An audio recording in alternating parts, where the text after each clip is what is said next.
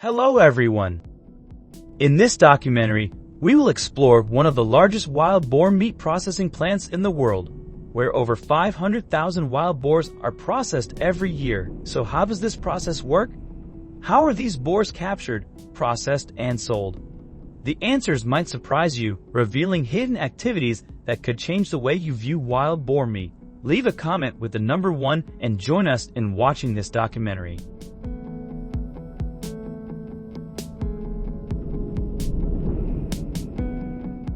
Wild boars are invading farms, destroying ecosystems, and posing an increasingly significant threat to agriculture and native wildlife. Currently, there are over 6 million wild boars roaming across Texas, Florida, California, and southeastern U.S. states, causing annual damage amounting to $2.5 billion.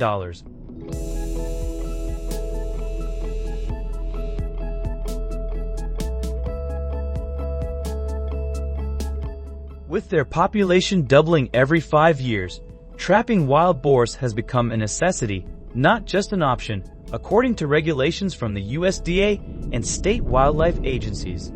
These regulations require wild boars to be tracked humanely and euthanized on-site to prevent the spread of disease. While some states, such as Texas, require special permits for transportation, modern trapping methods range from large cage traps that can capture entire herds to remote-controlled drop nets, ensuring efficiency and compliance with federal standards.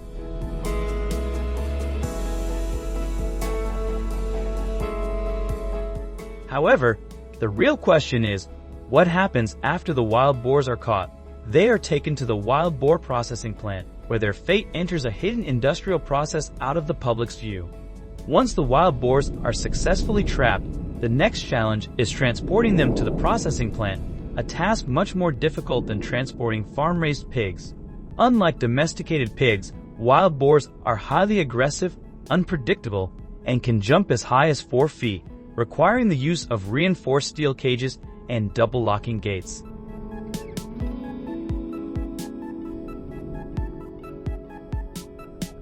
Farmers like John Peterson in Texas report losing up to 15% of the wild boars due to injuries or escape during transportation.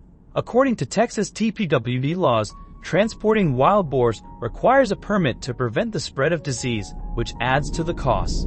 However, with the price of meat reaching $1.50, $2.50 per pound, many still accept these risks, providing a strong incentive for the wild boar processing industry to thrive. In the processing plant, wild boars undergo a tightly controlled transformation process to ensure that high-quality meat reaches consumers. Unlike farmed pigs, wild boars cannot be processed in mass production due to their diverse sizes ranging from 100 to 400 pounds, muscular structure, and varying health issues.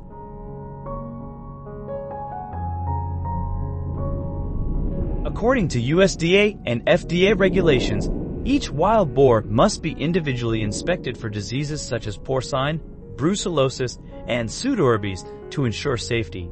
The process begins with gentle handling to reduce stress, followed by professional meat preparation, with precise cuts made to maintain quality. The meat is then quickly chilled to below 40 degrees Fahrenheit to preserve freshness and prevent bacterial growth.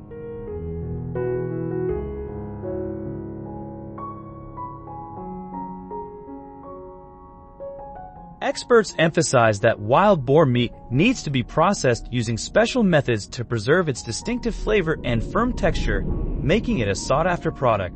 Understanding the care and expertise behind each cut of meat can help you appreciate why wild boar meat has become a popular choice. Would you be willing to choose wild boar meat over regular pork? This is the truth behind the wild boar processing process.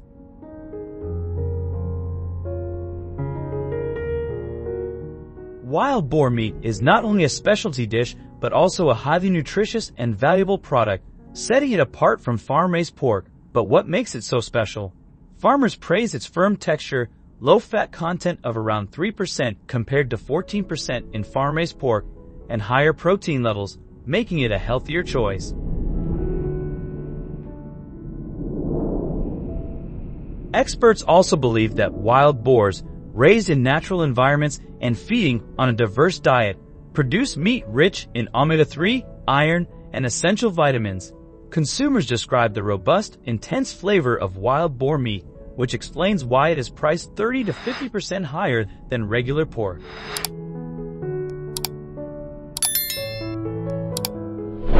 Have you ever tried wild boar meat? Let's explore why it's worth the higher price in wild boar processing plants.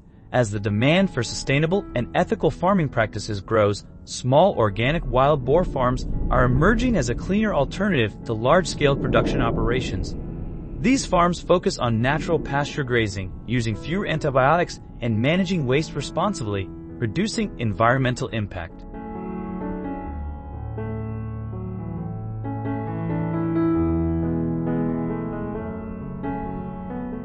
How can consumers make ethical choices? Look for certifications, traceable sources, and farms that prioritize animal welfare. Avoid misleading marketing claims that hide mass production methods. Raising wild boars highlights a larger issue: ethics in modern meat production.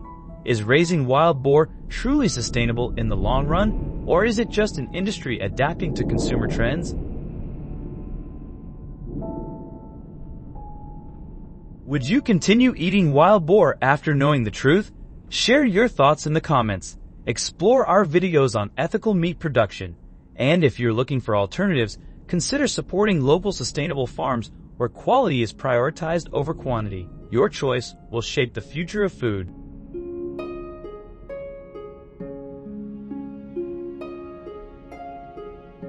The United States is a country with one of the most powerful economic potentials in the world, with leading modern industries, including livestock farming. In Iowa, the application of advanced science and technology in livestock farming has brought significant development to the region. Millions of pigs are raised using scientific methods that ensure food safety for consumers. So, do you know the largest farm in Iowa?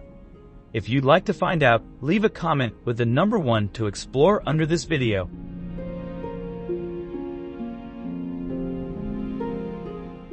If you live near this area, you might not know that Prestige Foods Farm is a large pig farming corporation committed to providing high-quality products and animal welfare. They always focus on breeding to ensure safety and quality for consumers. So the real question is, have you ever used a product from the Prestige Foods brand? If so, leave a comment below.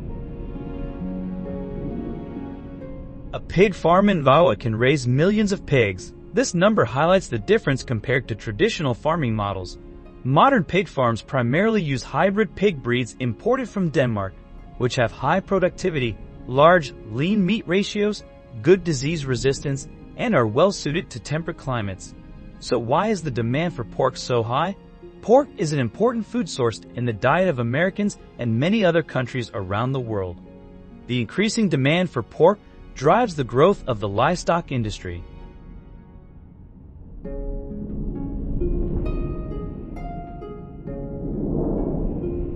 The next important aspect is that the barns are designed with modern features. The partitions in the pens are made of sturdy aluminum material with interwoven ventilation slots, promoting airflow, limiting the spread of diseases, and facilitating the cleaning of the barns. The barn floors are built with interwoven grids that allow urine and feces to drain easily, creating a clean environment for the pigs. This design helps farmers save time on cleaning and reduces the effort needed for barn maintenance.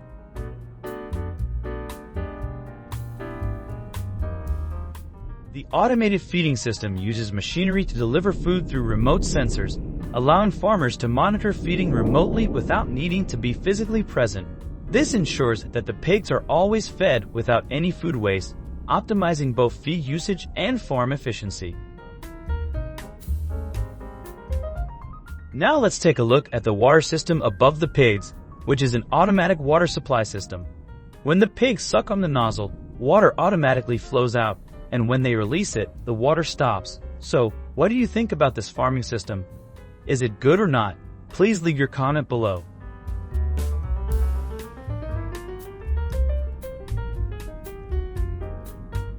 Selecting the right sows, mother pigs, is a critical step in pig farming as it directly impacts the productivity and quality of the piglets. In Iowa, farmers implement a strict selection process for sows to ensure that the piglets born are healthy and disease-free.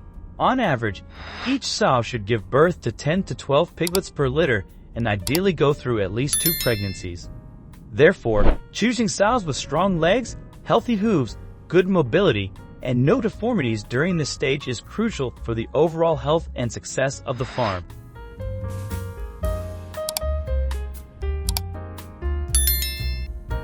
During this time, farmers will separate the sow from other mature pigs to meet her unique nutritional needs, while minimizing the risk of disease transmission and easily monitoring the health of both the sow and piglets. Do you wonder why animals need to be kept in separate pens like this when the sow is pregnant and preparing to give birth? The sow's body at this stage is quite large, weighing between 200 to 250 lbs, and her body can become quite heavy. Separating her into her own pen helps reduce stress and ensures the safety of the piglets during birth.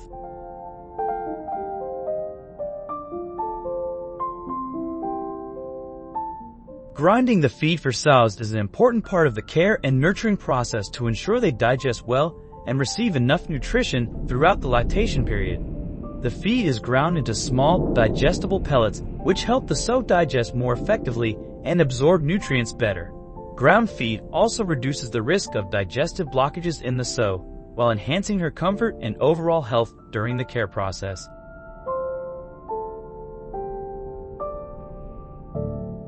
According to recommendations from animal husbandry experts, the weaning of piglets from the sow and the introduction of solid feed typically occurs when the piglets are between 21 to 28 days old. By this time, the digestive system of the piglets has developed enough to handle solid feed. Newborn piglets are very fragile and need to be kept warm to grow healthily. Infrared lamps have the ability to provide deep warmth, helping the piglets feel cozy and comfortable, which in turn stimulates their immune system and helps them fight off diseases.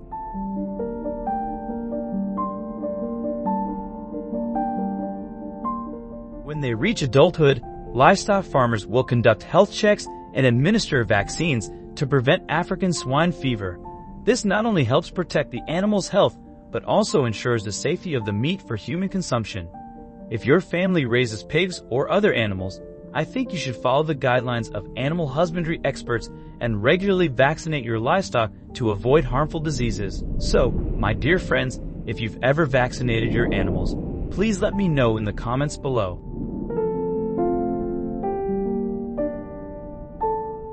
After completing the health checks, farmers will move the pigs to the processing area to produce quality products for consumers' needs. Have you ever noticed the green stripes on the backs of pigs? This is a way to mark the animals that have passed health inspections and are just waiting to be sent to the processing area.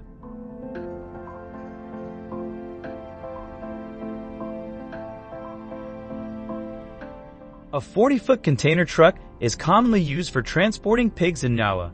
This truck is 40 feet long, 8 feet wide, and 8 feet 6 inches tall. A 40-foot container can carry around 200 to 250 pigs. The truck is equipped with an air conditioning system that helps cool the pigs during the transport, ensuring they remain comfortable and that the quality of the meat is not affected.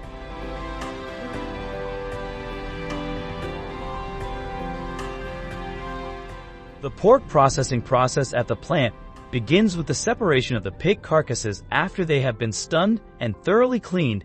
Each carcass is then divided into 4 legs and hung on racks to be placed in cold rooms where they will be stored.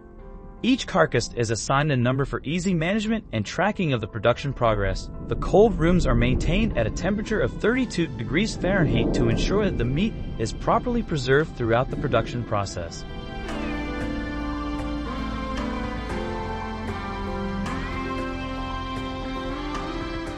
After the meat has been stored, the processors continue the process by separating each piece of meat and weighing them.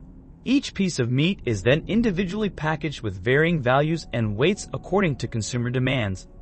This process ensures that the final pork product meets high-quality standards and satisfies the diverse market requirements.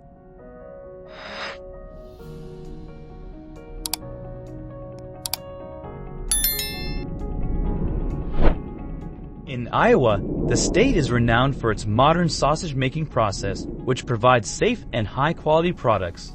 The modern sausage-making process begins with selecting fresh pork.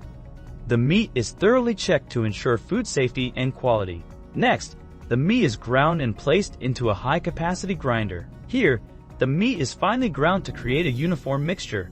After that, spices and other ingredients such as salt, sugar, natural seasonings, and colorings are added to the meat mixture.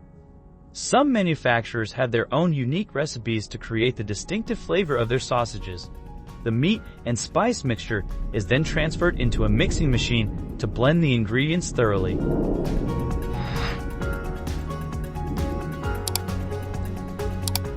Thank you for watching the video. Are you facing any issues with livestock farming? Feel free to share your comments and questions. We're always ready to help. If you liked our video, don't forget to like, share, subscribe, and tell your friends so they can follow the channel too. Goodbye, and see you next time.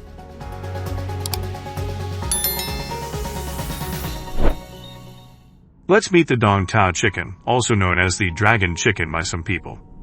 This is not an ordinary chicken that you see in the hen houses. What makes it different? It's the gigantic legs with rough scales, resembling the tail of a legendary dragon. However, raising and preserving this rare chicken breed is not an easy task. So, how do farmers manage to raise them?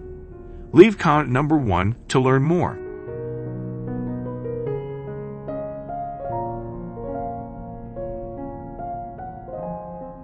The dragon chicken from Vietnam is famous for its enormous legs, resembling those of a dragon.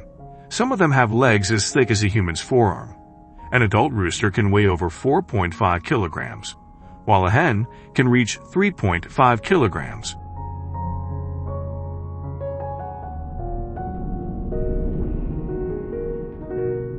The largest pair of legs ever recorded weighed up to 1 kilogram and was preserved in alcohol.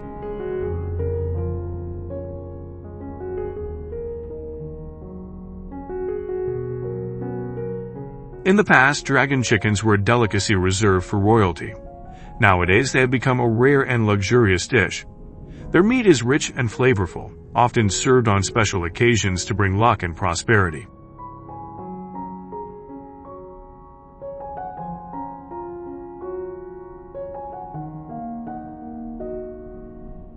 Due to their unique and rare appearance, a well-raised dragon chicken can be sold for up to $2,000 USD. With their gigantic legs and high value, these chickens truly are one of the most fascinating and extraordinary breeds in the world.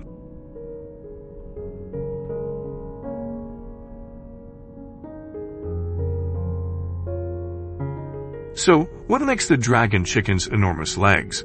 The secret lies in an interesting biological phenomenon. Growth hormones stimulate the skin on their legs to continuously produce collagen and keratin, leading to the development of thick, rough scales. However, genetics alone isn't the whole story. A special diet helps strengthen their leg bones, and farmers even use a special foot massage technique. This helps improve blood circulation and stimulate tissue growth, resulting in strong, muscular legs.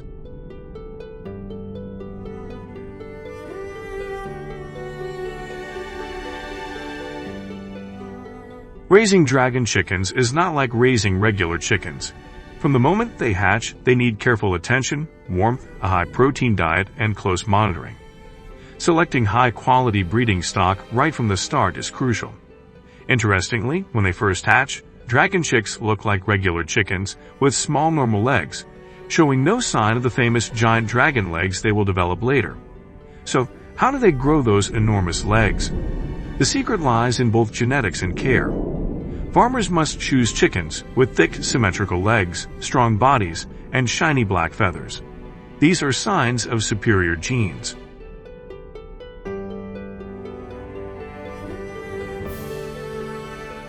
At around 6 months old, their legs begin to thicken noticeably.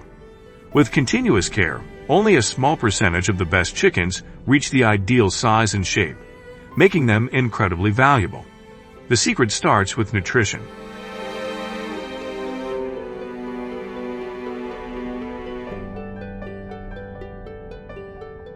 Unlike regular chickens, dragon chickens are fed a diet rich in high-quality protein, calcium, and essential minerals to promote the development of strong legs. Ingredients such as soybean meal, fish meal, and herbal additives help strengthen their bones and muscles, while natural supplements improve circulation, ensuring their legs grow thicker and stronger over time. Without this precise diet, even chickens from the best breeding lines would not develop their distinctive appearance.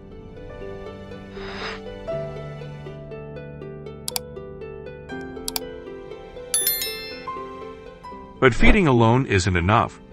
These chickens also undergo a special training regimen for their legs.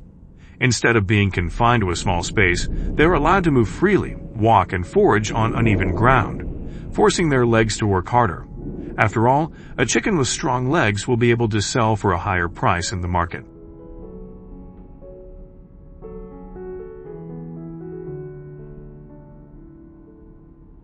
What's truly fascinating is that this transformation isn't immediate. It's a gradual process that takes about a year. Out of hundreds of chicks, only a few will develop into exemplary chickens, with thick, symmetrical legs and deep pink skin, making them rare and highly sought after.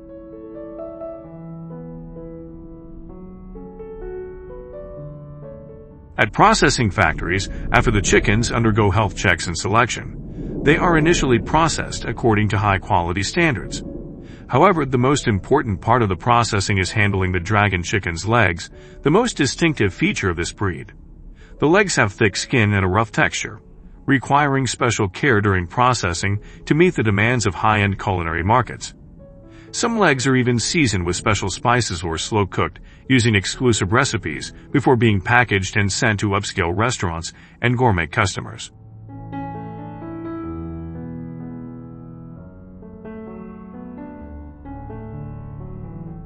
Besides its flavor, this rare chicken breed also holds deep cultural significance. It is often served during Lunar New Year celebrations, weddings, and special occasions because many believe it brings prosperity and good luck. Thank you for watching and staying with us until the end of the video. If you enjoyed it, don't forget to like, share, and subscribe to our channel to join us on the next journey.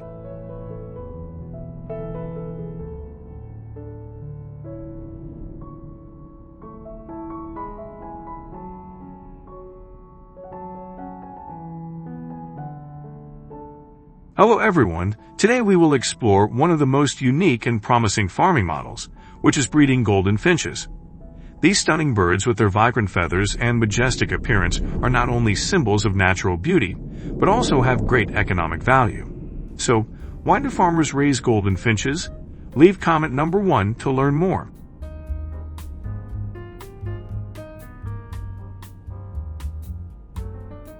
Golden finches are famous for their dazzling feathers, but their real name is peafowl.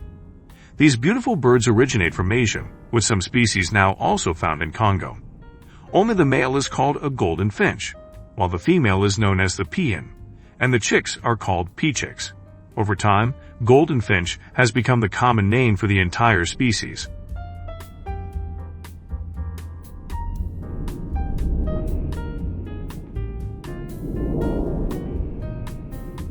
The young golden finches start with dull feathers, but as they mature, their colors become more vibrant. It takes nearly 3 years for the stunning plumage of the male peafowl to fully develop, just in time to attract a mate.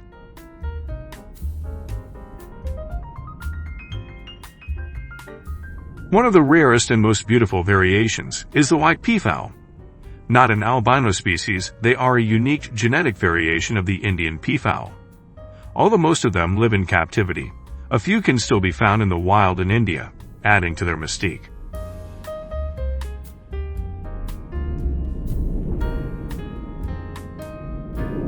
Unlike other poultry, golden finches are not typically raised for their meat or eggs.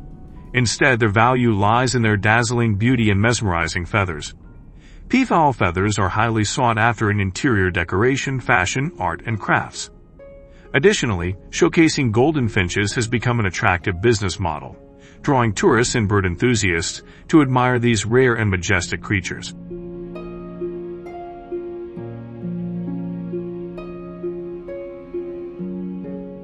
Golden finches require a spacious area to move freely and display their colorful plumage. Each adult peafowl needs at least 100 square feet of space, with a fence at least 6 to 7 feet high to prevent them from flying out. A shelter is essential to protect them from harsh weather, with wooden perches inside where they can roost at night. During the winter, heated perches can be used to keep their sensitive feet warm.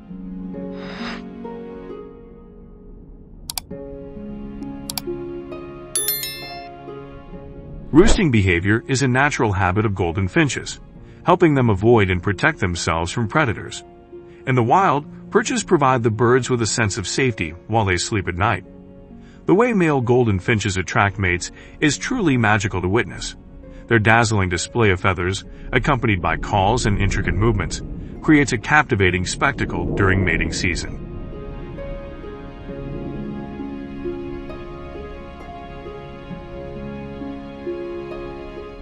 When a male golden finch spots a female, he quickly spreads his vibrant tail and moves in front of her to capture her attention. He then shakes his feathers, making them shimmer and sparkle. If the female is impressed by his display, she will approach him and mimic his movements. This signals that she is ready to mate, and that's how they pair up.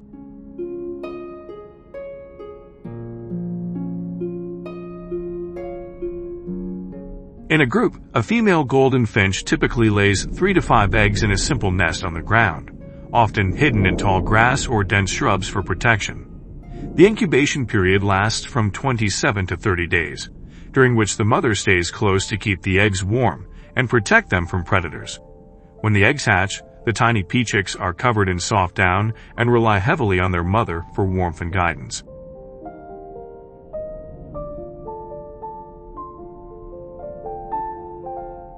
As they grow, the young golden finches begin to develop their distinctive feathers, although the males will not have their full, vibrant tail until they are about 3 to 4 years old.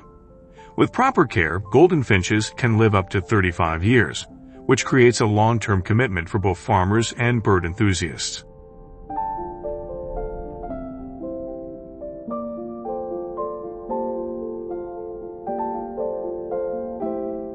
Golden finches are omnivores, enjoying a diet of grains, insects, small snakes, fish, and frogs. On farms, they are often fed a mix of grains and protein-rich foods to maintain their energy levels and vibrant plumage. Fresh grass and earthworms are also added to their diet to improve their overall nutrition.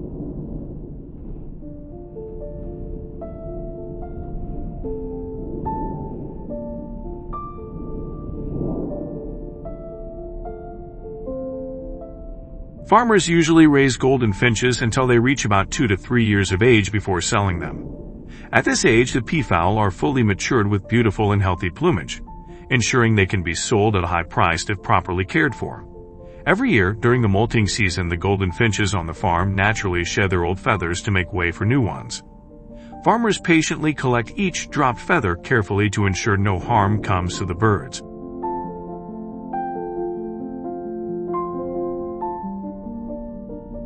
Unlike chicken, duck, or quail meat, peafowl meat is not commonly found in major cuisines around the world. Some ancient records suggest that European royalty during the medieval period once consumed peafowl as a luxurious delicacy, but today this is very rare. Thank you for watching and staying with us until the end of the video. If you enjoyed it, don't forget to like, share, and subscribe to our channel to join us on the next journey.